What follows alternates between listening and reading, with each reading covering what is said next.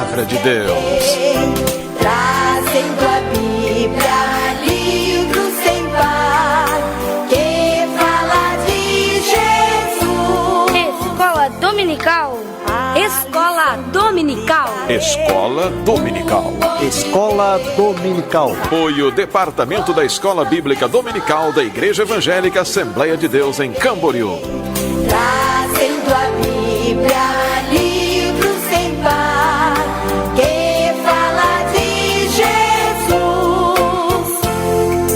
Salve escola dominical, onde a graça e amor sem igual, para pequenos e grandes também, a todo o povo de Deus.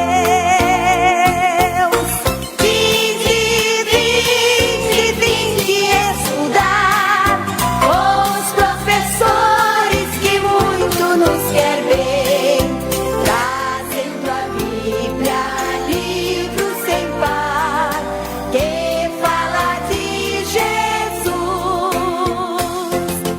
Vinde estudar com os professores que muito nos quer bem, trazendo a Bíblia, livro sem par, que fala de Jesus.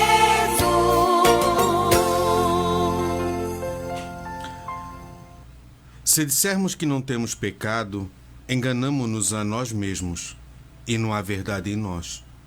Se confessarmos os nossos pecados, Ele é fiel e justo para nos perdoar os pecados e nos purificar de toda a injustiça. Se dissermos que não pecamos, fazemo-los mentiroso, e a sua palavra não está em nós. Meus filhinhos, estas coisas vos escrevo, para que não pequeis. E se alguém pecar, temos um advogado para com o Pai, Jesus Cristo, o justo. Ele é a propiciação pelos nossos pecados, e não somente pelos nossos, mas também pelos de todo o mundo. Primeira carta a João, capítulo 1, do verso 8 ao verso 10, e capítulo 2, do verso 1 ao verso 2. E com essas palavras, eu deixo a doce e gloriosa paz de nosso Senhor e Salvador Jesus Cristo a todos os irmãos que nos ouvem pelas ondas do rádio ou que nos assistem pelas redes sociais. Muito obrigado por você estar ligadinho conosco neste domingo, para aprendermos um pouco mais da Palavra de Deus. Estamos reunidos para a Escola Bíblica Dominical. Na técnica de som, o irmão Will já arrumando, organizando tudo, deixando tudo prontinho, para que possamos estar aqui transmitindo a mensagem da Palavra de Deus. E o nosso professor, o irmão evangelista Eliel Uller. Pai do Senhor, irmão Eliel. Paz do Senhor, presbítero Fabiano, Bernardino Soares. Paz do Senhor, Will. Contente, Will, feliz? Que bom. Paz do Senhor a todos os irmãos. Que seja mais um desses domingos tocantes pela Palavra de Deus. Hoje um assunto bem famoso e muito interessante, que é as consequências do pecado de Davi. Então nós convidamos você a ficar conosco aí até meio-dia, vai ser uma bênção. O assunto é muito importante e é muito comum acontecer os fatos que nós vamos relatar hoje. Então a maneira de Deus tratar é algo muito significativo. Então é importante que você esteja aí ligadinho conosco, porque o assunto é de arrancar toco, como diz em Camboriú. E se você está assistindo pelas redes sociais, deixe o seu comentário. E também temos pelo YouTube os canais oficiais dos Gideões Missionários da Última Hora. Temos também da Igreja Evangélica Assembleia de Deus. Também temos o canal do evangelista irmão Eliel Uller. Se você quiser ver as lições que já foram ensinadas ou que já foram ministradas, você pode encontrar lá no canal do YouTube Eliel Uller, com 2 L, né? Isso, tem escolas dominicais lá desde julho de 2018. Isso. Desde julho de 2018 dá para ainda assistir novamente as aulas. Se alguém perdeu. Se tiver alguma dúvida sobre algum assunto, porque a escola dominical, já foi ensinado isso, que se você frequenta a escola dominical ou se você ouve durante 4 anos, é como se você tivesse um curso intermediário de teologia. Sim. Né? Os assuntos que vão se falando ao longo das lições, eles vão te dando subsídio, como se você tivesse um curso intermediário de teologia, conhecimento da palavra de Deus. E é importante também deixar o comentário e a pergunta, se tiver alguma dúvida, escreve logo abaixo do vídeo, no YouTube, que já é sinalizado no meu celular e à medida que eu posso eu já respondo. E aí a gente consegue ter esse contato mais direto, porque a gente sabe que nós aqui somos professores e aí do outro lado nós temos alunos. E para não ficar esse distanciamento, já que é um meio de comunicação, há essa proximidade pelas redes sociais. Então montamos essa parceria sempre que possível. A gente está respondendo os irmãos. Às vezes vem bastante perguntas, sabe? Algumas bem interessantes. Mas é muito importante você perguntar e expor o que você está pensando a respeito, né? Não só elogio, porque a gente não vive só de elogios, mas algumas críticas que vão ajudar, é importante você fazer também. Porque a crítica ela te ajuda a construir, né? Às vezes nós não percebemos. Algumas críticas elas não contribuem. Esses tempos aí nós estávamos dando aquela aula sobre a natureza, né? E é uma lição sobre mordomia, daí a mordomia da terra vai falar sobre a natureza. Está dentro do currículo, a gente não volta a falar mais tão cedo sobre o assunto, porque era o assunto daquele dia. E entrou alguém na página e começou a ouvir aquele assunto e não gostou, porque queria que fosse um assunto 100% bíblico e não com preservação de terra e cuidado da natureza e etc e tal, e ficou muito bravo. Então eu tive que explicar que é uma organização didática, a pessoa caiu de paraquedas no meio do trimestre e não estava entendendo por que nós estávamos falando daquele assunto, né? Então é importante que a gente esteja embasado para criticar, porque a crítica ajuda. A crítica ela não ofende e ela não destrói, ela edifica. Desde que quem é criticado sente para ouvir e pense, será que isso realmente é verdade? E aí a gente muda para melhorar. Isso. Também quero deixar, antes de nós iniciarmos a nossa aula, deixar um abraço à irmã Jurema, irmão Rodrigo. Segundo o evangelista irmão Eliaúler, eles são casados, né, desde o casamento. Desde que casaram, são marido e mulher. Isso, desde que casaram, são marido e mulher. E a irmã Juraci, a mãe da irmã Jurema, são ali da Vila Conceição. São os irmãos que sempre nos ouvem. Os irmãos de Camboriú, muitos irmãos que nós encontramos pelas ruas ou até mesmo na igreja e sempre dizem, olha, nós estamos ouvindo, é uma bênção. Gostamos de tal assunto, você falou isso e foi bom, o irmão Eliel trabalhou sobre esse assunto e foi bom, o irmão Ricardo, quando está conosco, e isso muito nos alegra, porque às vezes no estúdio dá a impressão que estamos só, mas não, há muitas pessoas nos ouvindo, e isso muito nos alegra. E essa semana encontrei a irmã Jurema e a irmã Juraci, o irmão Rodrigo, e eles falaram, olha, nós somos ouvintes e estamos sempre ligadinhos ali com vocês. Então todo o povo, toda a comunidade ali da Vila Conceição, da cidade de Camboriú, de Balneário Camboriú, Itapema, ou você do Norte, Nordeste, Centro-Oeste, que nos ouve, ou até mesmo de outros lugares, como esses tempos atrás recebemos mensagens da Ilha de Malta. Que Deus abençoe e muito obrigado por estar ligadinho conosco. Vamos orar para dar início à nossa Escola Bíblica Dominical, Moeliel? Deus, obrigado, Pai, pela oportunidade de estarmos mais uma vez aqui diante desses microfones ligados, esse meio de comunicação tão abrangente, tão importante, e te agradecemos pelos milhares e milhares de alunos que temos. Aqueles aqui bem de pertinho que nos encontram no supermercado, que acompanham nossa vida cotidiana, até aqueles que estão lá do outro lado do mundo. Deus, alcança-os com a tua palavra, porque o meio de comunicação, ele nos aproxima. Por isso nós pedimos a tua boa mão, a tua direção, porque essa palavra não é nossa, te pertence. Essa escola bíblica é do Senhor. E nós apresentamos a Ti para que o Senhor assuma mais uma vez a direção. Sim, entregamos a Ti este momento. Que seja mais um momento edificante para todos nós. Em nome de Jesus, obrigado. Amém. Amém. Meu abraço também é extensível ao pastor Jairo Novaes, que é o pastor da congregação da Vila Conceição. Está cuidando ali agora. Que Deus abençoe. A nossa lição de hoje é a lição de número 11, dia 15 de dezembro de 2019. As consequências do pecado de Davi. Semana passada nós estudamos sobre o pecado de Davi e o pecado do homem segundo o coração de Deus e o que levou a fazer aquilo. E hoje nós vamos trabalhar sobre as consequências daquele ato. O que isso foi trazendo na vida de Davi. O nosso texto áureo se encontra em 2º livro de Samuel, capítulo 12, verso 10, que diz assim: Agora, pois, não se apartará a espada jamais da tua casa, porquanto me desprezaste, e tomaste a mulher de Urias, o heteu, para que te seja por mulher. 2 Samuel 12, 10. A verdade prática: o pecado é destruidor. O seu alvo é sempre desviar o homem da comunhão com Deus, levando-o a um estado de depravação espiritual e moral. O pecado é destruidor. O seu alvo é sempre desviar o homem da comunhão com Deus, levando-o a um estado de depravação espiritual e moral.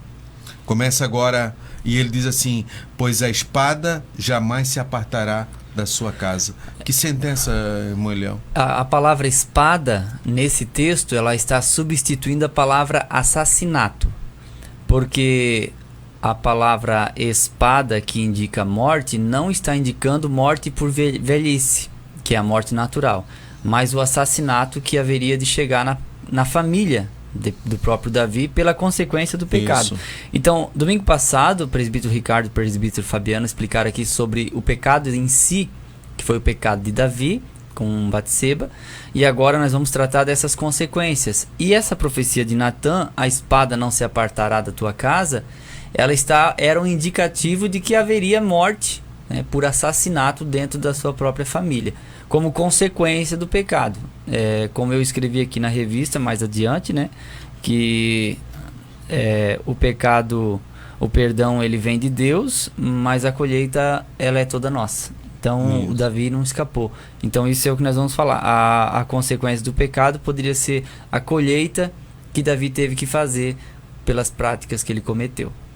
E aí, como nós vamos ver ao longo da lição, cada vez que acontecia o problema dentro da sua casa, o pecado que ele tinha cometido e essa palavra vinha diante dele. Sim. Ele sabia: isso está acontecendo porque é por minha culpa. Ele sofreu bastante. Isso. A nossa leitura bíblica em classe, você que não tem a lição, é 2 Samuel 12, do 1 ao 15. O Senhor enviou Natã a Davi, e entrando ele a Davi, disse: havia numa cidade 2 homens, um rico e outro pobre. O rico tinha muitíssimas ovelhas e vacas, mas o pobre não tinha coisa nenhuma, senão a pequena cordeira que comprara e criara, e ele havia crescido com ele e seus filhos igualmente. Do seu bocado comia, e do seu copo bebia, e dormia em seu regaço, e a tinha como filha. E, vindo um viajante ao homem rico, deixou esse de tomar das suas ovelhas e das suas vacas para guisar para o viajante que viera a ele, e tomou a cordeira do homem pobre e a preparou para o homem que viera a ele. Então o furor de Davi se acendeu de grande maneira contra aquele homem, e disse a Natã: vive o Senhor, que digno de morte é o homem que fez isso. E pela cordeira tornará a dar o quadruplicado, porque fez tal coisa e porque não se compadeceu. Então disse Natã a Davi: tu és este homem. Assim diz o Senhor, Deus de Israel: eu te ungi rei sobre Israel, e eu te livrei das mãos de Saul. E te dei a casa de teu senhor e as mulheres de seu senhor e em teu seio, e também te dei a casa de Israel e de Judá. E se isso é pouco, mais te acrescentaria tais e tais coisas. Por que, pois, desprezaste a palavra do Senhor, fazendo mal diante de seus olhos? a Urias, o Heteu, feriste a espada, e a sua mulher tomasse por tua mulher, e a ele matastes com a espada dos filhos de Amon? Agora, pois, não se apartará a espada jamais da tua casa, porquanto me desprezaste, tomaste a mulher de Urias, o Heteu, para que te seja por mulher. Assim, diz o Senhor, eis que suscitarei da tua mesma casa o mal sobre ti, e tomarei tuas mulheres perante os teus olhos, e as darei ao teu próximo, a qual se deitará com tuas mulheres perante este sol. Porque tu fizestes em oculto, mas eu farei esse negócio perante todo Israel e perante o sol. Então disse Davi a Natã, pequei contra o Senhor. E disse Natã a Davi, também o Senhor transpassou o teu pecado, não morrerás. Todavia, porquanto com esse feito deste lugar sobremaneira a que os inimigos do Senhor blasfemem, também o filho que te nasceu certamente morrerá. Então Natã foi para sua casa, e o Senhor feriu a criança que a mulher de Urias dera a Davi, e a criança adoeceu gravemente. No versículo 15 aqui, quando a gente vê que Salomão é mulher de Davi, mas no 15, então, Natã foi para sua casa, e o Senhor feriu a criança que a mulher de Urias dera a Davi.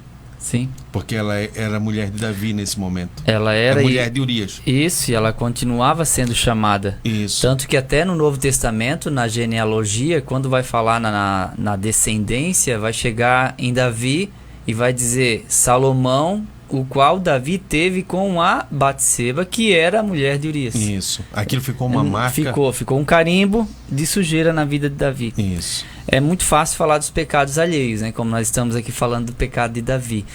Mas quando é o nosso próprio pecado é complicado. Então, quando eu vejo esse texto, eu vejo ele como um aviso para que nós não caiamos em uma situação como essas. Porque a consequência ela vem para todos. O que eu vejo e percebo é, se o homem segundo o coração de Deus não foi poupado de uma colheita, você acha que nós seremos? Então fica aí a dica para mim e para você, né? Não tem como escapar da colheita. Isso. E como Natã, quando foi lhe falado, foi lhe revelado isso, avisado por Deus sobre todo esse negócio, o cuidado que ele teve para chegar a Davi se protegendo a si mesmo.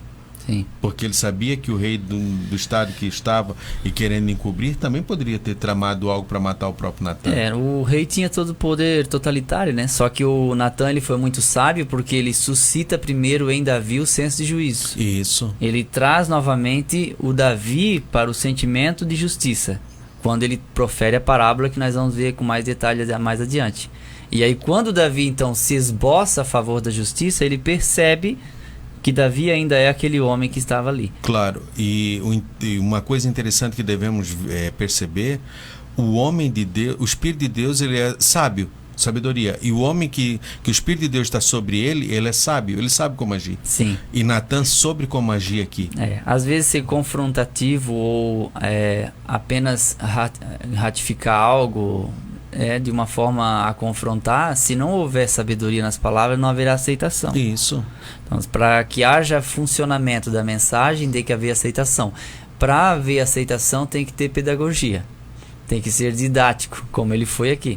Ele ensinou, ele deu uma aula e logo em seguida ele conseguiu trazer Davi para perto de Deus. Então, esse é o objetivo.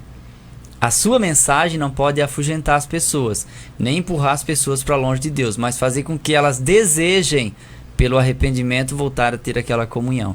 Porque às vezes se bate porque se pecou, mas não se percebe que essa pessoa também precisa e merece, né, do perdão de Deus através do arrependimento sincero. Isso, porque como nós já vimos em lições passadas, um dos significados da palavra exortar é trazer para perto. Sim, trazer para o seu lado. Trazer para o seu lado, isso mesmo.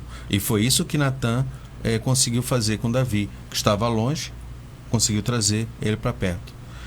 E Davi era o último na jurisdição, né? Sim. Aqui, no nosso caso, era o STF, não tinha para onde recorrer. Presidente absoluto, ditador do poder executivo, legislativo, judiciário, tudo junto nele, né? Concentrado nele. E uma palavra dele era ninguém revogava. Isso, não tinha como revogar. Não tinha advogado algum. Isso. E muitas das vezes Deus nos confronta em nossos próprios erros dessa forma, colocando coisas ao nosso redor e nós acabamos julgando, dizendo, olha, o praticante disso deve fazer isto.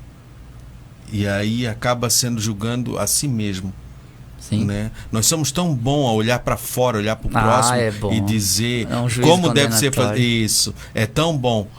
E às vezes nós não compreendemos que estamos falando de nós mesmos. Só que a percepção já não existe mais. Porque o pecado é como uma lepra. Cauteriza, né? Isso. E o sintoma da lepra é tirar a sensibilidade. Você se torna insensível. Você não percebe mais o que está acontecendo ao seu redor.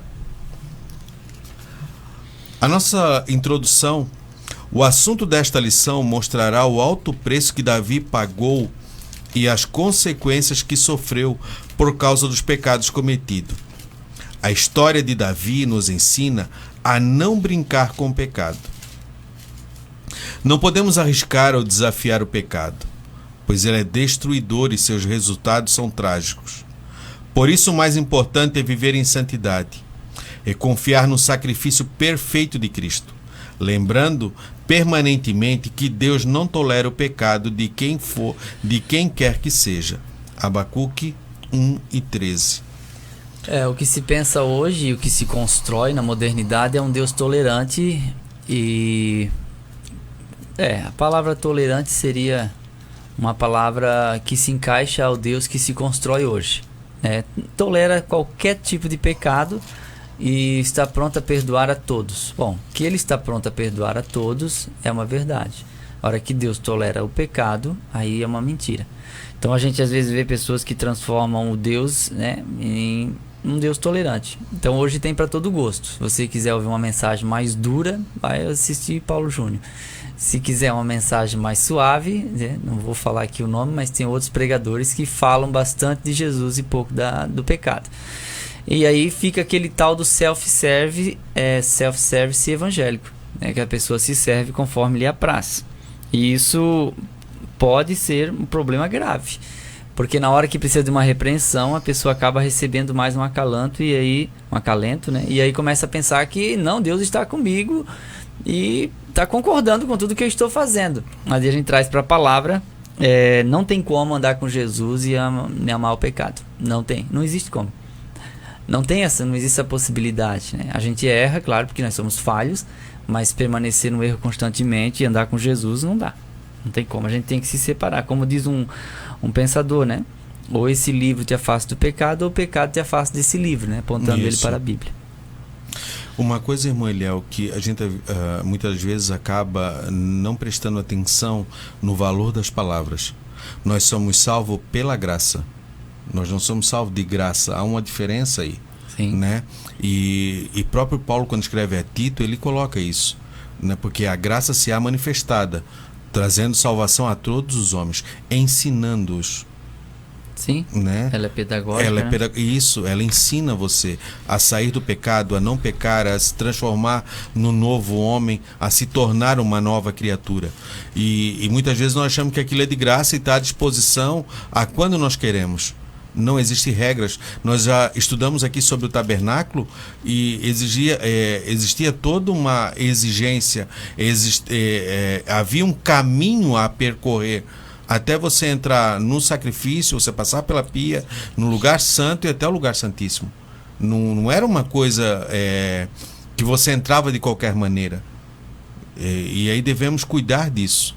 E o pecado, ele tenta colocar isso. O que diz aqui, a história de Davi nos ensina a não brincar. Muitas vezes a gente acha a velha ditado, o rato tanto vai ao moinho que um dia perde o focinho. Não, só mais um pouquinho. Nós moramos no litoral, aqui é Camboriú, Balneário Camboriú é bem próximo, e tem um mar, e as águas ali são calmas, tem as ondas, não é uma... Mas quantas pessoas se afogaram? Porque só mais um passo. Eu dou conta, só mais um passo. E quando viram, não deram mais conta. E aí veio a tragédia, veio a morte. E quantos pastores, quantas lideranças, pessoas que tinham encargos enormes, tinham uma imagem perante a sociedade cristã, aos irmãos, eram pontos de referência. E aí, como Davi, no ano que os reis vão à guerra, Davi ficou. Nós vamos ver que depois desse acontecimento, ele vai à guerra e conquista Amon. Né? Ele conquista a cidade, conquista tudo, tira a coroa do rei, que pesava quase 1 talento e quase 35 quilos de ouro, a coroa que o rei tinha. Ele tira, toma, mas aí quando ele chega em casa já tem a notícia de Amnon e Tamar. Já começa, é uma conquista de um lado e a derrota dentro da própria casa. Perda pelo outro. O conceito de pecado no Antigo Testamento. No Antigo Testamento, a palavra pecado tem diversos significados. Errar o alvo, prática de imoralidade e idolatria. Êxodo 20:20, Juízes 16:20 e Provérbios 19:12. Malignidade e perversidade. Gênesis 3:5, Juízes 11:27. Revolta e rebelião. 2 Reis 3:5, Samuel 51:13. Iniquidade e culpa. Números 15:30. Transgressão consciente. Levíticos 4:12. Culpabilidade diante de Deus. Lucas 4:13. Desviar-se do bom caminho. Números 15 e 22. Salmos 58:3. Então tem vários significados aqui para a palavra pecado. Sim, essa é na questão do Antigo Testamento, né? Isso. Errar o alvo, imoralidade e idolatria, malignidade, perversidade, revolta, rebelião, iniquidade e culpa, transgressão consciente, culpabilidade diante de Deus, desviar-se do bom caminho. Então esses são os sentidos da palavra pecado no Antigo Testamento. Ela vem recheada de sentidos porque os contextos são diferentes e as épocas também.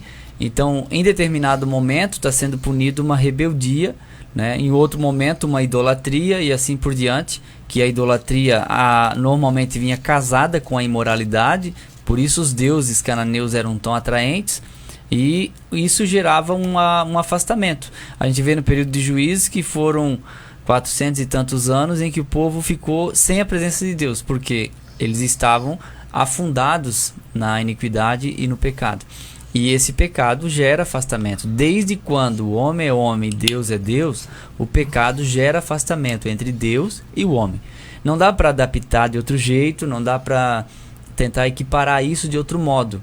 Afasta e pronto. A Bíblia fala isso, que os vossos pecados fazem distanciamento entre vós e o vosso Deus. Isso é inevitável. Agora, o perdão, a reconciliação, gera aproximação. Então isso é importante. Por que tem redenção, remissão, expiação? É a tentativa de Deus de reconciliar o homem consigo mesmo. Porque Deus ele se dá a conhecer, ele revela-se como Deus. Para que haja essa proximidade, para que pai e filho voltem novamente a ter essa amizade, que aí foi rompida pelos erros cometidos pelo homem. Vimos isso com Adão e Eva, né? Quando isso. Pecam e saem do jardim, quando são expulsos do jardim. Enquanto estão dentro do jardim, estão dentro da vontade de Deus, todo o período da tarde, Deus se manifestava e vinha ter um encontro com eles. Agora, fora do jardim, começam-se os sacrifícios. Sim, para tentar uma reaproximação. Isso, né? Começa os sacrifícios. No Novo Testamento, quem lê o Novo Testamento depara-se com diversos vocábulos usados pelos escritores para definir a palavra pecado, que pode ser descrito da seguinte forma: mal moral, Mateus 21:41, Romanos 12:17, 1 Timóteo 6:10. Impiedade, incredulidade, herege ou apóstata, Romanos 4:5, 1 Timóteo 1:9, 1 Pedro 4:18. Culpa, Mateus 5:21 e 22, Tiago 2:2. O pecado propriamente dito da palavra grega amartia, Romanos 5:12, Atos 2:38, 1 João 1:29. Conduta comprometedora, Romanos 1:18, Romanos 6:13. Vida sem lei, referindo-se aos transgressores, Mateus 13:41, 1 Timóteo 1:9. Adoração falsa, Atos 17:23. Engano, 1 Pedro 2:25, Mateus 24:5 e 6. Pecado deliberado, Romanos 5:15 ao 20. Induzir outros a errarem por meios de falsos ensinos, Gálatas 2:11 a 21, 1 Timóteo 4:2. Assim, podemos perceber que o pecado é sempre maléfico. Suas ações são destruidoras em todos os aspectos, principalmente em relação ao bom relacionamento com Deus. Por isso, ao homem é melhor procurar em Cristo o perdão de todos os seus pecados, a fim de estar sempre em comunhão com Deus. Então existe uma abrangência, né, na palavra amartia, que é errar o alvo. Existe uma abrangência de sentidos, porque ela se apresenta de forma diferentes, mas tem um sentido parecido, errar o alvo. Então, como nós temos aqui o engano, errar o alvo, pecado deliberado, induzir os outros a errar, tudo isso é amartia, é errar o alvo. Então, eu creio que não existe maior nem menor pecado. Existe pecado mais grave e existe pecado menos grave, não é? Eu já ouvi gente dizer que pecado é tudo igual. Mas você roubar, por exemplo, uma agulha de costura e roubar uma carreta não é ao mesmo nível de gravidade. É o mesmo nível de pecado, no sentido de que tanto um quanto o outro também é pecado. Mas não é o mesmo nível de gravidade. Então, conforme aumenta a gravidade, aumenta o nível de culpa e aumenta a responsabilidade da colheita para quem comete. Então, o apóstolo João falou sobre isso. Há pecado que é para a morte. A esse, não digo que ore. Mas há pecado que não é para a morte. Então, há muitos estudiosos que debatem a respeito do assunto do texto, mas a princípio seria isso. O pecado que é para a morte espiritual seria um abandono completo e contínuo, uma apostasia permanente, né? E o pecado que não é para a morte seria as falhas cotidianas e diárias que a gente comete. Porque, como o presbítero Fabiano leu aqui no início, se dissermos que não temos pecado, somos mentirosos, 1 João 1:8, e a verdade de Deus não está em nós, então isso já demonstra que todos nós temos pecados. Então o problema é quando o sujo fala do mal lavado. Por exemplo, quando eu te condeno num pecado que é diferente do meu, o que eu estou dizendo é que não é que nós somos viciados em algumas coisas, mas que nós temos falhas como todos os outros têm. Então, quando eu reconheço isso e eu cuido de mim, eu tenho mais facilidade para vencer e resistir. Agora, quando eu estou distraído, procurando saber a vida do outro, ou querendo condenar o outro no que ele pratica, porque o pecado dele é diferente do meu, não é? Eu perco o alvo porque eu estou errando o alvo mais uma vez, porque ao invés de eu ser observador da lei, eu passo a ser juiz. E apenas um legislador. Eu não posso ocupar o lugar de Jesus. Então, assim, a Bíblia é clara. Cada um dará conta de si mesmo a Deus. Não é? Feliz é quem consegue resistir. Agora, uma coisa terrível é inventar desculpa para o pecado. Ah, eu fiz porque a graça de Deus ela é manifestada. Eu fiz porque Jesus morreu na cruz para que eu tenha condições de pecar e encontrar o perdão. Então, quando as pessoas começam a juntar desculpas e escusas, é complicado porque a pessoa já começa a se perder como pessoa. Não é? E Davi, ele, embora ficou um ano cauterizado, que a gente vai ver já no tópico seguinte, mas ele não se perdeu como pessoa pelo fato de haver reconhecimento. Então, quando eu não reconheço, é impossível que eu haja o perdão ou regeneração por parte de Deus. Porque Deus só vai perdoar quem se arrepende.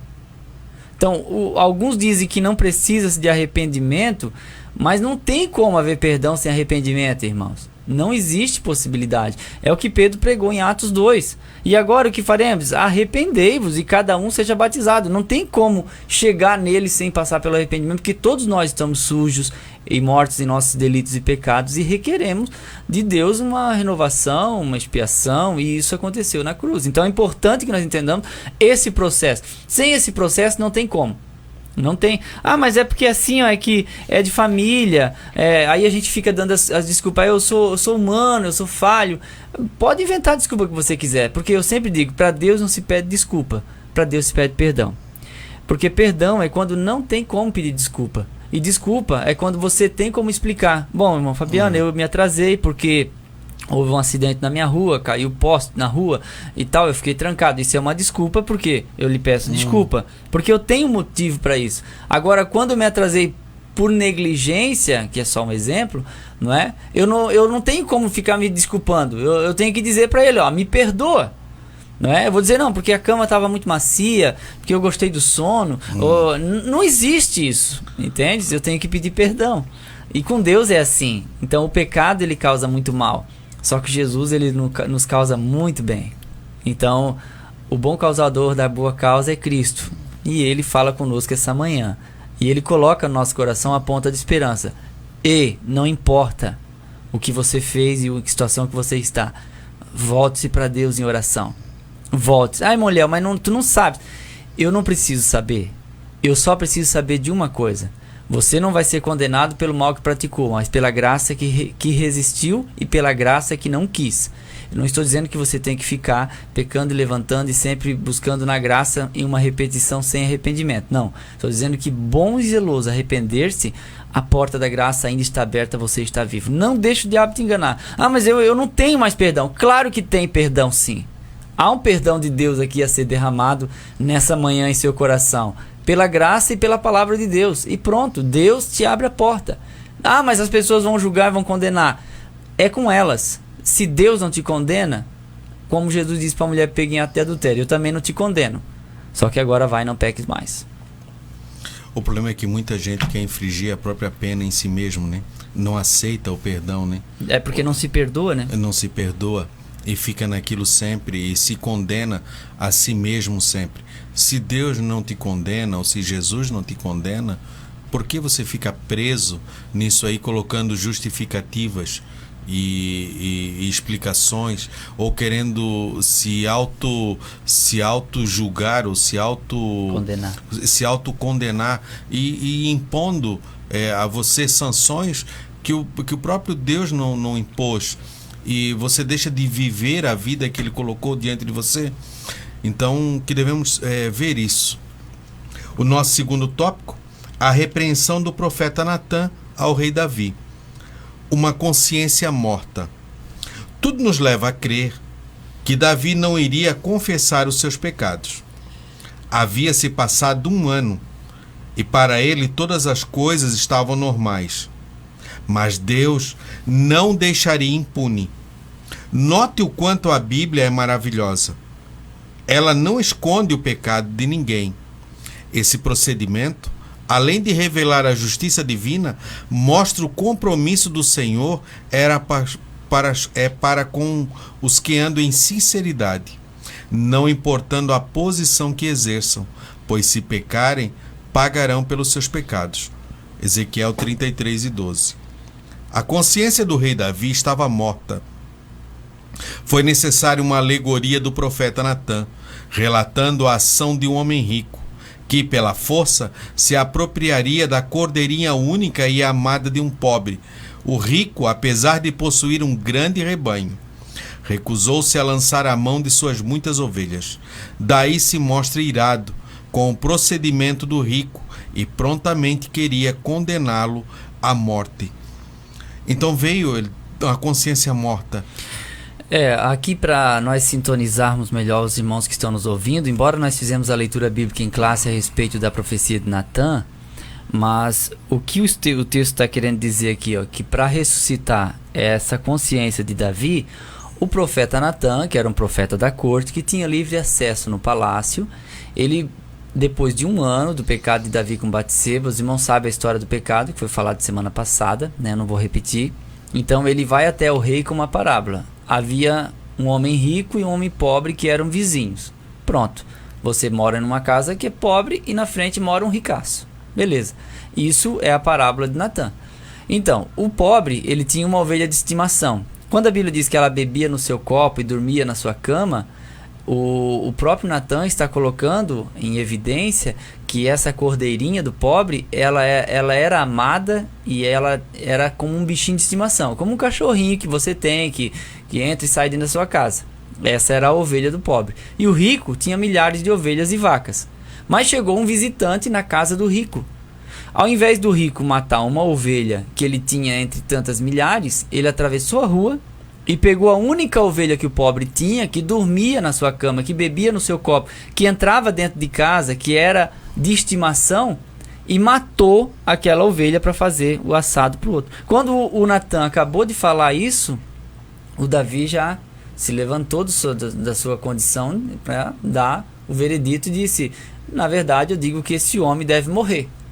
E pela ovelha que ele roubou, ele deve restituir quadruplicado. Ele cita uma lei ainda, porque a lei da restituição quadruplicada, quem roubou um boi ou uma ovelha, pela lei, tinha que repor 4 vezes mais o valor proporcional àquele animal.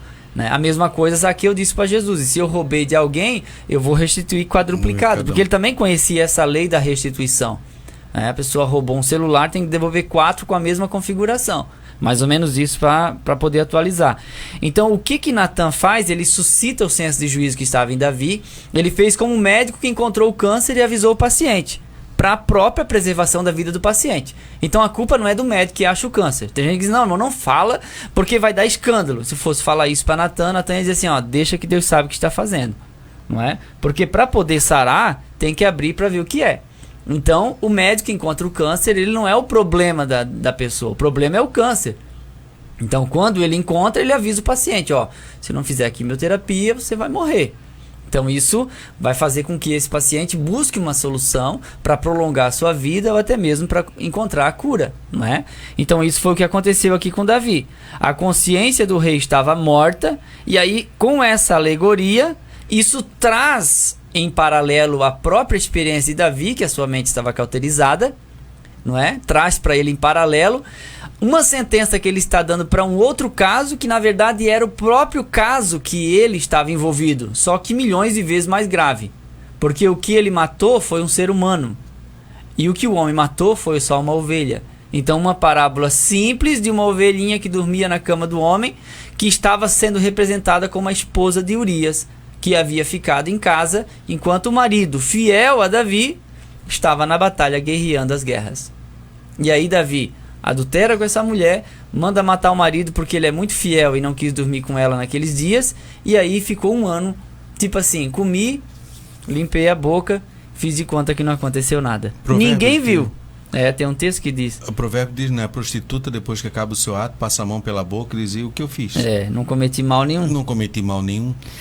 Só que é uma coisa aqui, irmão Eliel, Davi tentando esconder tudo isso, mas as pessoas ao redor sabiam. Sabia. Joabe sabia, porque a carta foi para Joabe, né? A Batseba saiu de casa e foi morar com Davi. Isso. E o povo já sabe contar nos dedos, né? 1, 2, 3, 4, 5, 6, 7, 8, 9 meses.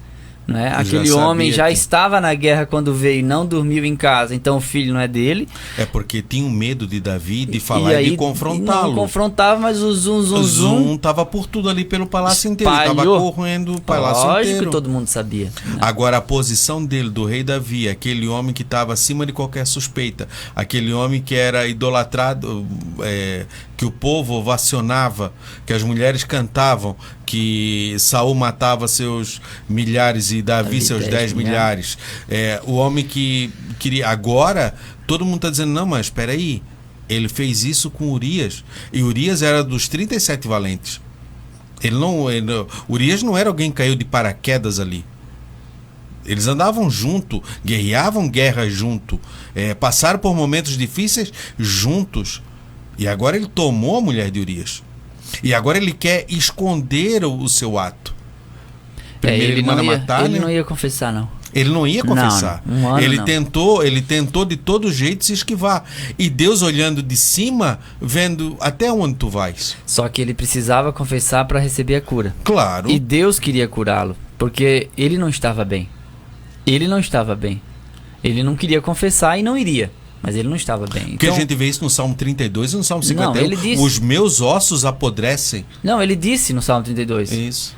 Ele disse: meus ossos apodrecem, enquanto eu não confessei meu pecado, meus ossos apodreceram. Isso. Ele disse isso. Então ele estava morrendo e Deus sabia. Então o perdão de Deus é restaurador. A ida de Natan foi misericórdia. Não foi uma uma mera punição, porque ele iria receber a colheita igual, só que não ia receber de novo a presença de Deus, porque com o tempo ele ia sendo cauterizado e ia ficando cada vez mais longe. Mas Deus puxa ele para perto. É isso que nós temos que entender. O confronto pela palavra de Deus não é para empurrar a gente para longe, é para nos trazer para perto. Então assim, ó, nessa manhã, Deus ele nos está trazendo para perto dele, para sua presença. Não importa quão longe você foi, porque a Bíblia diz do pai e do filho pródigo, e vendo ao longe, correu ao seu encontro. Então a gente vê que há o amor de Deus nesse aspecto também. Quando Adão peca, ele se esconde. Quando Deus vem buscar, Adão, onde estás? A tendência é sempre se esconder. Sim. Davi era o rei, ele estava acostumado a julgar. Por que foi na fórmula de parábola?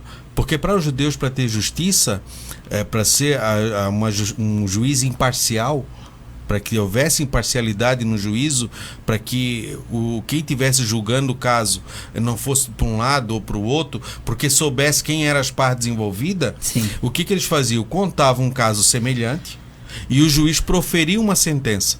Depois da sentença proferida, e aí ele dizia, então o caso se aplica a esse, porque não tinha todas as leis escritas. Não era como um código organizado como nós temos hoje no Brasil, né? Que a gente chama de civil law. Então era pelos costumes e pelos princípios. Então dizia, olha, deve ser feito dessa forma. Por isso ele se levanta e coloca. Ele diz, então é tu. Porque quem ia organizar essas leis eram os fariseus no Talmud, né? Depois, alguns anos depois. Mas até então havia um fragmento de manuscritos espalhados. E colocado. Então, mas se conhecia a lei, claro, mas não se tinha em mãos, às vezes, toda a cópia do livro. Né? Porque ele poderia ter dito, se soubesse quem era a pessoa, ele poderia amenizar o negócio. Sim, poderia ser imparcial, né? Poderia ser parcial no juízo. Parcial. Parcial. E agora, nesse quesito, não, ele se torna imparcial. E tem uma coisa, Davi estava acostumado a julgar. Davi estava acostumado a ser rei. Davi estava acostumado que as pessoas estavam à mercê do pensamento ou dele. Mas agora ele teria que se submeter aos homens. E era isso que ele não queria. Por isso que ele se escondeu. Por isso que ele se colocou. O problema não é praticar e ninguém vê. É praticar e Deus vê. Então, se Deus vê e a pessoa que praticou sabe que Deus viu, aí começa aquela culpa, né? Martelando todo dia. Na consciência todo dia. E a pessoa não quer se entregar. A pessoa não quer. Não, e aí o que vai acontecer comigo? E a tendência é se esconder. Mas se ele se colocar nas mãos de Deus, como fez Davi. A diferença de Davi para Saul, né? Sim. Pequei, Samuel, mas honra-me. Honra-me. Monta pose só, né? Claro. Davi já foi diferente. Pequei contra o Senhor. Ele não foi dar explicação a homens, mas ele disse, eu pequei contra o Senhor. E ele foi buscar a forma como deveria. Se sujeitou àquilo. Tanto é que nós vemos no capítulo, a partir do verso 20 em diante, de 2 Samuel 12, que essa criança ela morre. Sim. Davi busca de todo jeito, jejua, e aí chega a certo ponto, quando a criança morre, as pessoas tinham medo os seus servos tinham medo de contar para ele que tinha morrido, mas quando ele vê o cochicho, ele diz assim, e aí, morreu? A criança morreu. E aí ele se levanta, lava o seu rosto, troca a sua veste. Ele tem todo um desencadear de atitudes demonstrando que o que ficou para trás ficou e agora aqui começa uma nova vida e na mão de Deus. O nosso segundo tópico, mostrando a gravidade do seu pecado. A semelhança de Samuel e Elias, Natã age com energia e coragem para com Davi, denunciando-lhes os gravíssimos pecados. Aliás, o indicativo, tu és este homem, foi uma espada transpassada no coração do rei. Não poderia ser outra forma, pois Davi, além do adultério, cometera crime de homicídio, envolvendo outras vidas. Ele violou o decálogo, que imperativamente diz não adulterar e não matar. Êxodo 20, 13 e 14. O adultério é um tipo de relação sexual ilícita. É um pecado contra a família. Acontece primeiramente no coração. Mateus 5 e 28. Evidenciando a falta de pureza na vida. Todavia, a relação sexual antes e fora do casamento é proibida, terminantemente pela Bíblia. Não poderia haver suavidade para o pecado de Davi em relação ao adultério, pois ele atingiria uma família, e no tocante à morte de Urias, tirou injustamente a vida de um soldado honrado, leal e valente. Natã, portanto, anunciou a depravação, a desaprovação de Deus e a sentença de juízo que viria sobre o rei. Quanto problema que trouxe aqui, né? Posso ler o último aqui, o 3? Pode, o terceiro pode. Traindo a generosidade divina, Natã, como porta-voz de Deus, disse tudo quanto ele havia feito em relação a Davi, citando cada benefício um por um: livramento das mãos de Saul, o reinado sobre Judá e Israel, dentre muitos outros privilégios. Mas Davi, o homem segundo o coração de Deus, desprezara a generosidade de Deus. Entretanto, Davi reconheceu sua transgressão, sabia que havia pecado contra o Senhor. Alguns de seus salmos revelam o sofrimento que ele passou por ter ocultado seu pecado, entristecendo profundamente o Espírito Santo. Pela misericórdia divina, Davi foi perdoado, mas teve de arcar com as consequências dos seus pecados. Que daí seria o tópico seguinte, que nós vamos falar sobre as consequências. Então aqui ele traz à tona, e quando ele acaba a parábola, Davi dá a sentença. Ele havia quebrado 2 mandamentos do decálogo: não adulterarás, não matarás. E agora ele deu a sentença que esse homem é digno de morte, que deve restituir. E Natã não se intimidou. Disse a Davi: tu és esse homem. Imagina, né, a expressão de Davi, por ter escutado toda aquela historinha e já ter dado a sentença como sendo para uma outra terceira pessoa. E aí o Natã vai confrontá-lo dizendo: tu és este homem, não escapa, porque tu és este. Aí ele começa: porque matasse Urias pela espada dos filhos de Amon e tomasse a esposa dele, que era vizinha do seu palácio. E aí começa aquela história que veio a sentença de Deus. Então a gente vê que houve um problema muito grave, uma gravidade, e aí Deus não deixou passar batido, embora o homem segundo o coração de Deus. Deus não tem prediletos, não tem. Aí eu vejo pessoas que dão as suas escusas, né? Ah, mas é que assim, ó, eu tenho a graça de Deus, então a graça de Deus ela é perdoadora. Beleza, mas a Bíblia diz em Romanos 6, porventura permaneceremos no pecado para que a graça seja mais abundante? Paulo diz: de modo nenhum. Sim. Como que nós, já recebendo o perdão, vamos voltar de novo para o pecado? Não tem. Então assim, ó, nem nas cartas de Paulo, nem nos ensinos de Jesus a gente encontra ênfase para praticar o mal. Nem mesmo o calvinismo ensina isso. Por exemplo, pessoas acham que o calvinismo ensina que se você alguns acham que é isso, né? Você é predestinado para ser salvo, pode ir pra balada, pode ir pra orgia, pode fazer o que quiser, roubar, matar, adulterar, praticar qualquer coisa de mal, porque no fim você vai ser salvo. Mas não é esse o ensinamento do calvinismo. Mas é um ensinamento um pouco diferente. Que se você realmente é destinado à salvação, você não vai praticar essas coisas consciente, conhecendo a verdade, que isso é mal, justamente porque você é eleito. Então não tem como escapar. Por mais que você tente se agarrar a isso ou aquilo, o pecado nos confronta. Aí a pessoa se convence de que isso não é errado e começa a praticar o errado. Aí eu pergunto: e como vai a sua família? Como vai a sua vida com Deus? Como vai a sua saúde espiritual? Será que as suas desculpas elas são suficientes para você sentir a presença de Deus e como se não tivesse acontecido nada? Então essa experiência ela é individual. Cada um de nós tem a sua própria experiência nesse sentido. Então ficar procurando os meios subterfúgios para poder dar uma escapada e querer colocar a culpa nesse ou naquele, ou tentar se esconder na graça de Deus, não vai funcionar. Aquilo que o Fabiano falou aqui, que é Tito 2:11, né? Que está aqui aberto aqui, ó. A graça se manifestou trazendo salvação a todos os homens. Isso é lindo. Só que o versículo seguinte diz: ela nos educa para que renegadas a impiedade e as paixões mundanas, justamente paixões mundanas aqui no sentido generalizado, são muitas paixões mundanas, vivamos nesse presente século de forma sensata, justa e piedosa. Quem é que educa a vivermos assim? A graça. Porque a graça de Deus, ela se manifestou, mas ela trouxe também uma responsabilidade. Se a Bíblia diz que era digno de morte quem negligenciasse o mandamento de Moisés, muito mais digno de morte quem pisar o Filho de Deus, que tira o pecado do mundo. Porque se houvesse a possibilidade de nós aumentarmos a graça com o aumento do nosso pecado, Jesus não precisava morrer na cruz para pagar nossos pecados. Isso. Porque se Jesus morre para nos dar condição de pecar, ele não precisava morrer, a gente já sabia pecar. Porque há pessoas que acham que o sacrifício de Jesus existe, ou existiu, para nos dar condições de continuarmos pecando deliberadamente, de acordo com a nossa própria vontade e consciência, porque numa hora ou outra Jesus vai perdoar. E não é esse o ensino. Então não tem muito o que fugir. Embora você goste das mensagens de autoajuda, se a sua vida for uma vida promíscua, você não vai para o céu.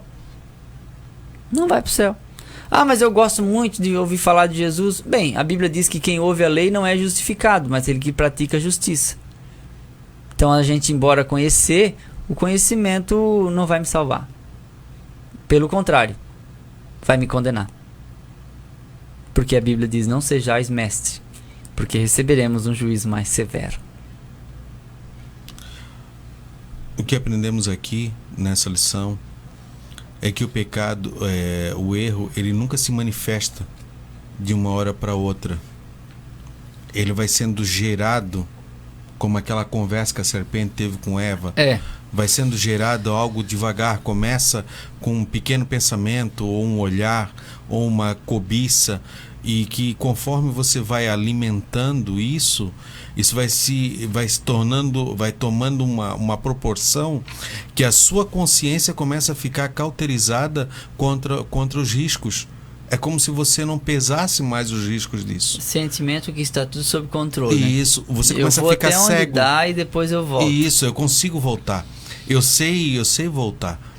E aí o que acontece quando você pratica o ato é como se aquela cegueira saísse dos seus olhos, a consciência voltasse, e aí a culpa começa a martirizar a sua mente. E agora como é que eu faço para sair disso?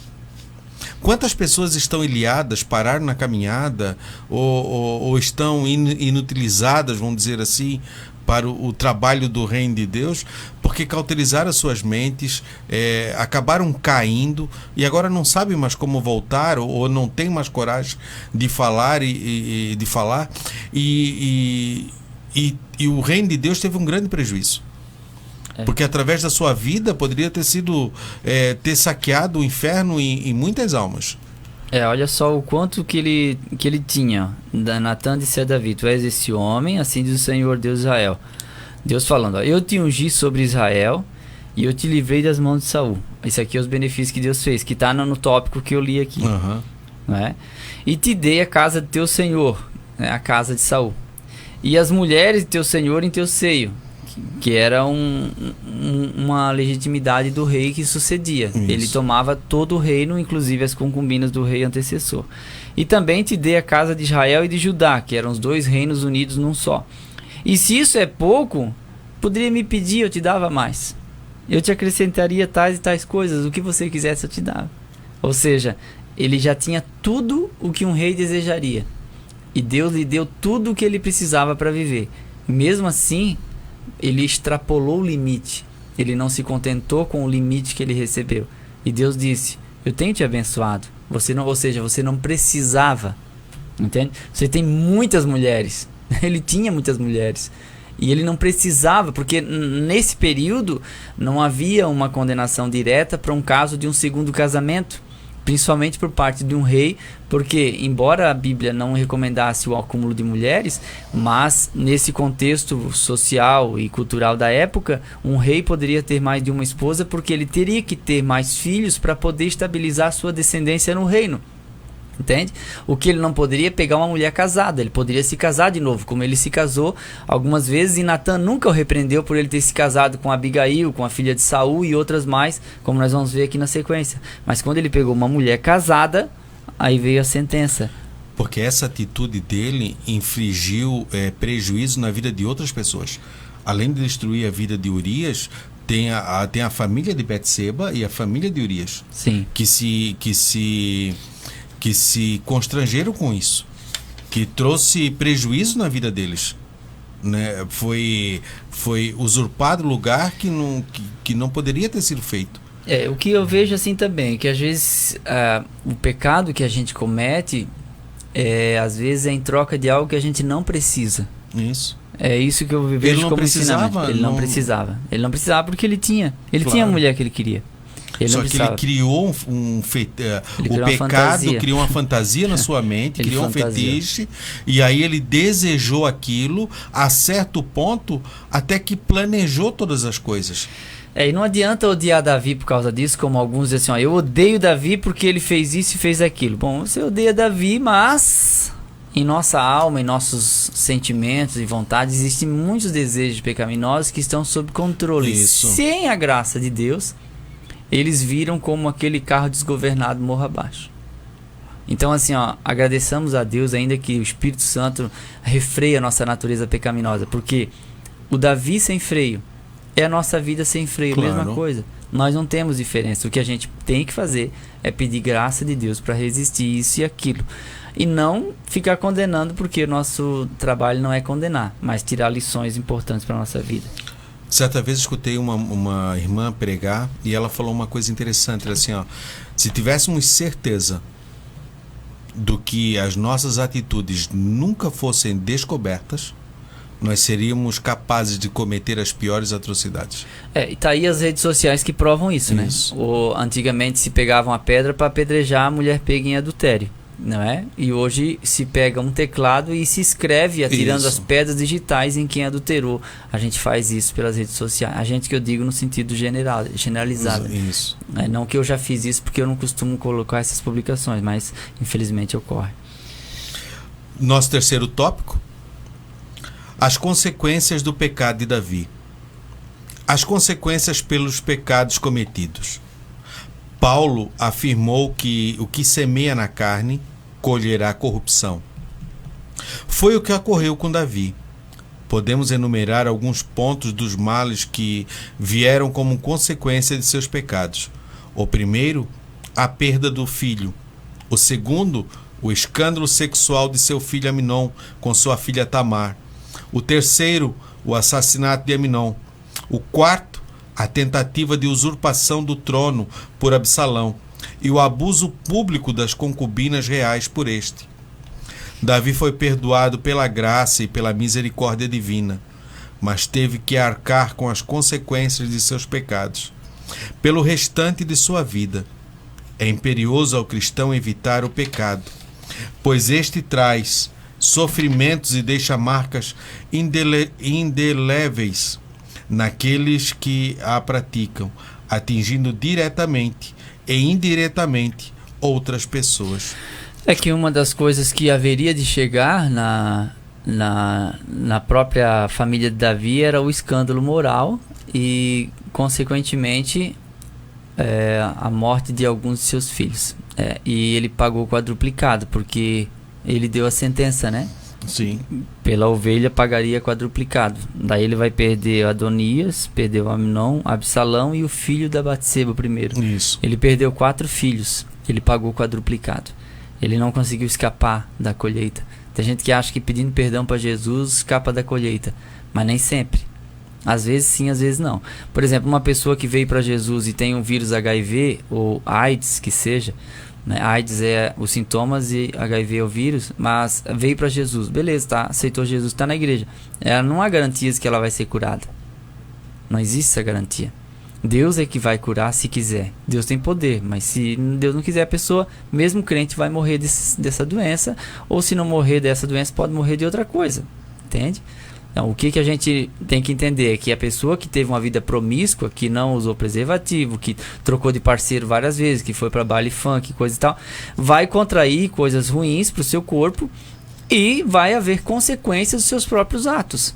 E isso não só na esfera física, como eu estou falando, mas na esfera moral a mesma coisa. Então o Davi acabou pagando com isso, porque o Aminon se apaixonou pela sua meio-irmã, que era Tamar, que era filha de Davi. Aminon, filho de Davi mais velho. E ele estuprou a sua própria irmã. Absalão, que era filho da mesma mãe de Tamar, que era filha de Davi também, Absalão, filho de Davi, desejou matar o Aminon. Depois que ele mata o Aminon, ele foge e depois que ele volta, ele é assassinado por Joabe. E aí Davi chora aquelas dores no silêncio da sua alma, sabendo que os filhos estavam pagando por isso. Por isso que ele lutou tanto para o filho de Batseba não morrer, porque ele conhecia Deus e queria revogar uma sentença, mas não conseguiu revogar, aquele filho morreu. Deus amou Salomão e escolheu Salomão, mas ele teve que ver a morte de Adonias ainda provavelmente antes de morrer, porque Davi, como nós vamos ver lá na última lição, ele não entrega o trono quando morre, ele entrega o trono e continua vivo, e a gente não sabe quanto tempo ele viveu ainda depois dos 70 anos, né? Porque ele reinou 40 e começou com 30, então quando ele tinha 70 ele passou para Salomão o reino e continuou vivo, ele não morreu quando transferiu, então provavelmente ele presenciou também a morte do Adonias, né? Que foi logo na sequência, porque Adonias também queria a esposa, a moça que estava cuidando de Davi, e assim por diante, e isso tudo dentro da própria família, que é o tópico seguinte que a gente vai ver aqui. Você veja como a consequência veio se arrastando para pessoas próximas a ele. Como a gente já colheu, como eu colhi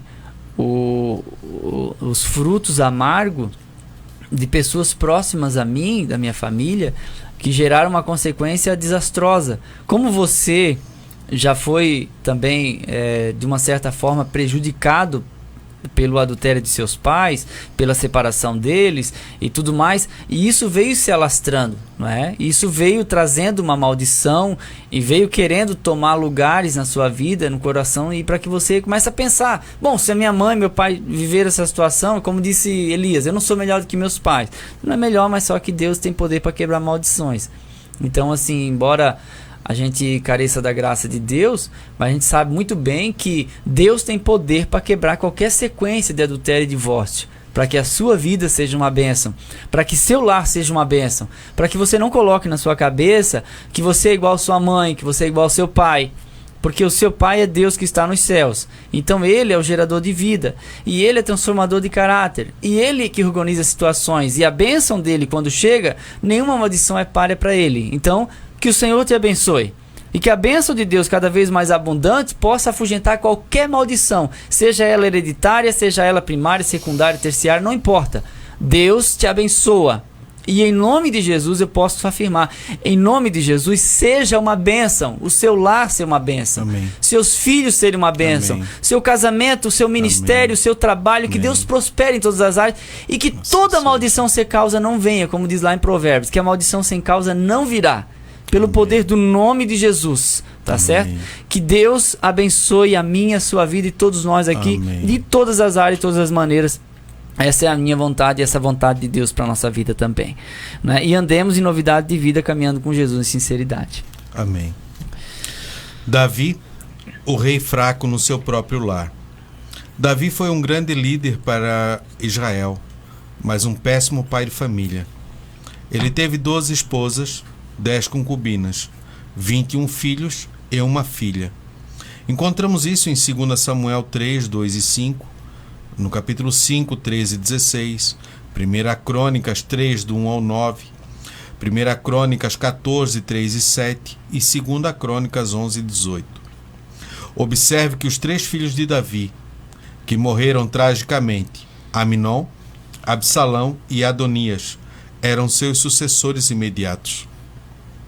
Lendo 1 Reis 1 e 6, pode-se compreender que a parte da desestruturação da família de Davi, segundo o texto, era a culpa dele mesmo, pela maneira como conduzia os filhos. A falta de aconselhamento e de disciplina fizeram com que os filhos dos 3 nomes de destaque dos livros que ora estudamos, Eli, Samuel e Davi, tivessem grandes prejuízos morais e espirituais. Nas palavras de Paulo, o que governa bem a própria casa está preparado para assumir grandes responsabilidades na obra do Senhor. Daí ser essa uma premissa primordial para a vida do obreiro. 1 Timóteo 3 e 4. Não adianta realizarmos grandes conquistas eclesiásticas ou financeiras, tendo um lar desestruturado. Essa é a primeira recomendação para um líder da igreja que governe bem a sua própria casa. A gente educa, a gente cobra, a gente exige e a gente ensina. Vai chegar um momento em que esses filhos vão fazer as próprias escolhas e não vão estar mais sob a nossa tutela, nosso cuidado. Eles serão responsáveis por si mesmos. A gente cria os filhos para fazer as próprias escolhas, tá certo? Eu não sou responsável pelas escolhas dos meus filhos, eu sou responsável pela educação deles. Então eles não vão poder dizer que fizeram isso porque o pai não educou. Esse é o princípio. Então Eli, ele era omisso. Ele não repreendia os seus filhos e honrava mais os filhos do que a Deus. Samuel era ocupado demais para dar atenção a seus filhos. E os filhos dele foram avarentos, perversos e corruptos. A gente vê Davi, um homem segundo o coração de Deus, que foi um ótimo líder fora de casa, mas uma derrota no seu lar. Por quê? Outras questões que envolvem, pelo número de filhos, também o número de esposas e concubinas. Ele não conseguia dar atenção e não conseguia educar esses filhos. E outra, ele não repreendia. Quando começa o livro de Reis, 1 Reis 1:6, já vai falar que Adonias nunca foi repreendido por Davi. Você imagina um filho que nunca recebeu um não? Uma sociedade que cria os filhos e deixa fazer o que eles querem, é uma sociedade que vai falir a geração seguinte. Porque nós temos que reprimi-los e dizer não. Porque os filhos procuram limites. Se eles não tiverem limites dentro de casa, o centro de recuperação vai dar limites. A polícia na rua vai dar limites. Os traficantes rivais vão dar limites a eles. Então nós devemos dar esses limites. E dizer não, quantas vezes for preciso. Ah, minha filha adolescente quer dormir na casa da amiguinha. Não, não vai. Vai se jogar no chão, deixa chorar. Deixa chorar. A sua mãe dizia não pra você e você chorava e depois se acalmava e você não tem trauma disso. E hoje deixa a filha fazer o que quer. Deixa o filho mudar o móvel de lugar na casa e colocar a estante da sala no quarto e você não diz nada. Então tem que haver essa regra, tem que haver essa restrição. Não ser um pai autoritário, né, um mandante apenas, um general, amar os filhos, dar carinho, abraçar, beijar, essas coisas que é normal de todo pai. Só que não deixar se folgar também, né, irmãos? Quem manda na sua casa é você e sua mulher. Se você perder a sua liderança, você acabou como pai. Porque os filhos recebem os limites em casa para uma sociedade. E se você cria um filho sem limites, ele vai ser um folgado, que na escola ele vai querer avançar no professor, e aí você muda de colégio, que o professor é ruim, põe no outro colégio, daqui a pouco não tem mais colégio para o seu filho, e aí, coitado dos professores, tá? Que não sabem o que fazer com alunos que não respeitam e que não se submetem a nenhuma autoridade. E um filho que não se submete a um pai, ele não se submeterá a um Deus também, porque o pai é a representação de Deus em casa. Então a gente tem que pôr limites. E Davi não pôs. O resultado, a família dele foi uma desgraça, uma destruição total. Eu digo, irmãos, mais uma vez, os filhos fazem escolhas próprias e pessoais. Mas enquanto você tem eles nas mãos para educar, eduque. Não é? Porque nem sempre a gente vai estar perto. E os filhos não serão exatamente o que nós queremos. E irmão, irmã, os filhos não serão exatamente o que nós queremos. Eles não vão se casar com quem você quer. Eles vão se casar com quem eles quiserem e eles escolherem. Vai por mim, acredite. Por mais que você force eles a cursarem um curso, eles não vão ser aquilo que você quer que eles sejam. Eles vão depois fazer o curso que eles quiserem, vão trabalhar na área que eles se entenderem melhor. Os filhos não são massa mole nas nossas mãos. Tem gente que diz assim, ó, eu ouvi alguém dizer, os filhos são massa mole, irmão, na nossa mão. Mas não conseguiu, né, desenvolver isso, porque os filhos fazem escolhas. Mas enquanto eles estiverem sendo educados, ensinados, disciplinados, resista. Aguente firme, não ceda. Não negocie sua autoridade. Mantenha-se firme no seu posto e seja exigente. Não é? Porque às vezes se deixa o filho fazer o que quer, eles nunca vão casar.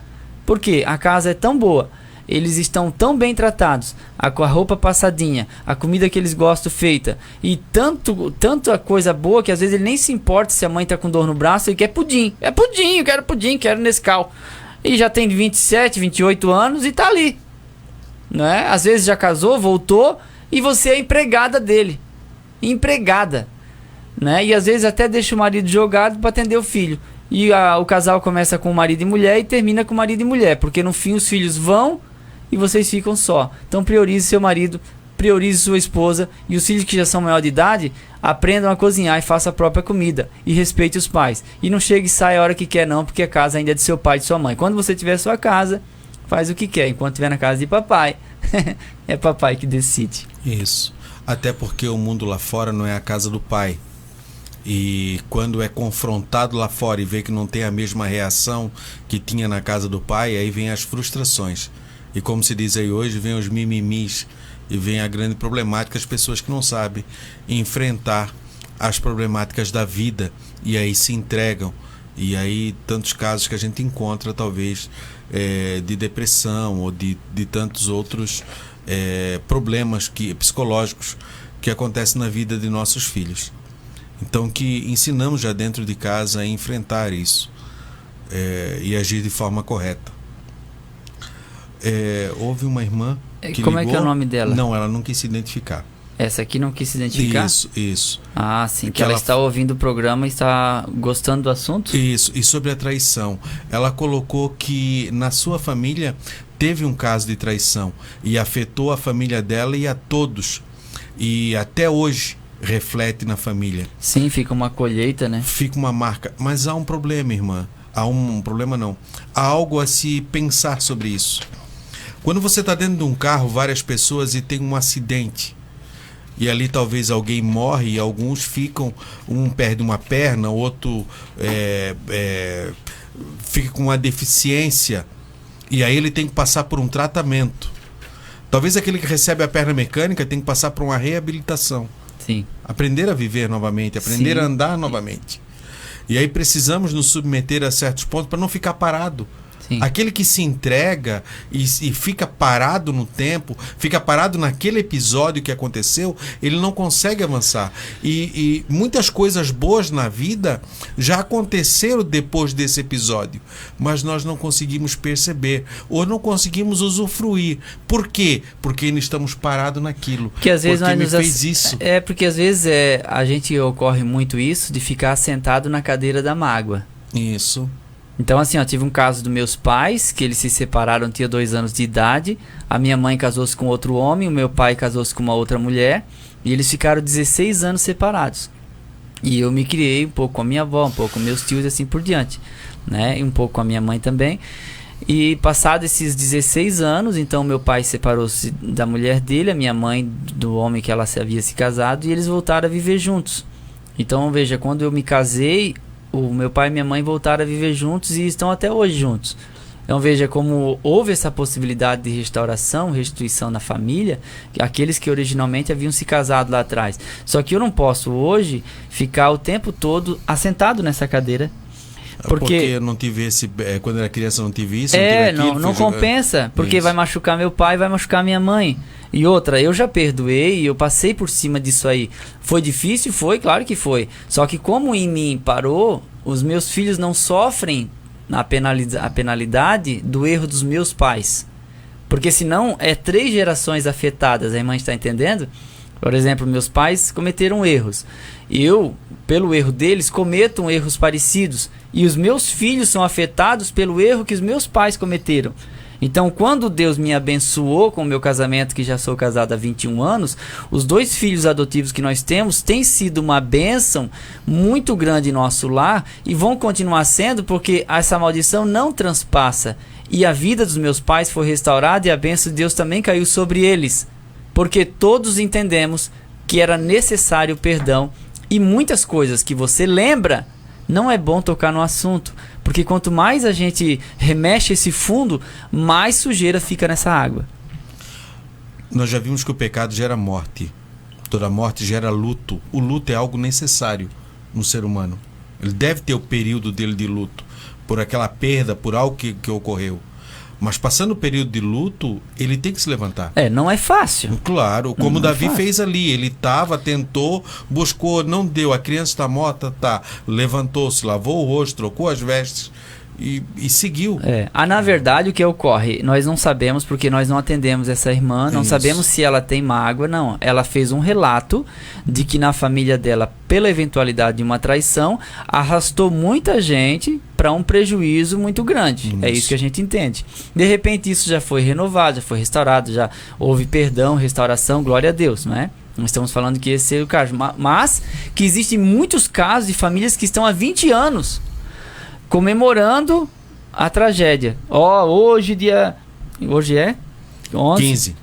Hoje é 15 de dezembro, foi o dia da traição do meu marido. Faz quanto tempo, irmã? 28 anos. Então, assim, ó, esses aniversários nem é bom falar. Entende? Porque a gente dá a volta por cima. Eu quero mandar um abraço aqui nesses 2 minutinhos aí, mas eu vou falar só um. Um abraço para o irmão Abel e a irmã Ionara de São João Batista, que eles são alunos nossos da Escola Bíblica Dominical. O irmão Abel e a irmã Ionara, e eles congregam no Timbezinho, em São João Batista. Eu estive lá pregando há uns domingos atrás e eu fiquei de mandar um abraço para eles, né? E eu prometi a eles que eu iria falar aqui, mandar um abração muito grande para vocês, tá bom? Embora eles não me pediram abraço, mas eu estou mandando porque são nossos alunos queridos. Deus abençoe todos os irmãos aí da igreja do Timbezinho, tá bom? Amém, um abraço. E como foi falado no caso, era bom ter, porque saber, mas há coisas que não adianta, a gente tem que sentar e buscar a melhor solução para aquilo e seguir, porque a vida há coisas boas. Davi entendeu isso. Sim. Vem a problemática, mas também tem as coisas boas para a gente usufruir também. O que dá para continuar vivendo mesmo colhendo. Porque Isso. a gente, às vezes, a colheita é inevitável, mas a gente tem que viver, não adianta, né? Vai correr para onde? Não tem para onde correr, tem que enfrentar. E quando tem uma dor muito grande dentro da gente e essa dor não cessa, a gente deve buscar. Foi o que Davi médico, fez. Isso, buscar uma solução disso, e foi o que ele fez no Salmo 51. Isso, exatamente, porque mesmo que ele pecou contra Deus, foi em Deus que ele buscou a cura. E o Salmo 51 e o Salmo 32, que os irmãos poderiam ler em casa, ele é importante nessa questão da restauração, porque ele se volta para Deus, né? Busca o socorro em Deus. Claro, as nossas horas se passam. Muito obrigado a todos os irmãos que estiveram conosco, ligadinho, para mais essa escola bíblica dominical. Vamos orar para encerrar, irmão Léo? Vamos orar. Então pode orar. Deus, obrigado, Pai. Mais uma aula abençoada, edificante e abençoadora. Que todos nós possamos andar contigo em integridade de vida, que a porta que o Senhor abriu nessa oportunidade se mantenha aberta para restauração, para perdão, para que os lares possam se encontrar e os filhos encontrar os pais e assim por diante. Deus, coloca a tua bênção em cada casa, em cada família. Aquele que chora e sofre por uma dor do passado, aquele que carrega seus traumas e que tem revivido essa situação dia após dia, que o Senhor possa curar através desta oração, que haja perdão restaurador definitivo hoje e que não se toque mais nesse assunto de agora em diante. Vai haver lembranças, mas não terá mais ódio, mágoa, raiva, ira no coração. Deus, eu creio no teu poder e creio no poder da oração. Restaura todos os nossos alunos, Pai, todos nós, com a tua doce presença. Em nome de Jesus. Amém. Amém e amém. Vinde estudar com os professores que muito nos quer ver. Acabamos de apresentar Escola Dominical. Escola Dominical. Orientação Didática, Departamento de Ensino da Escola Bíblica Dominical de Camboriú, Santa Catarina. Até a nossa próxima escola, se Deus assim nos permitir. Escola Dominical. Povo de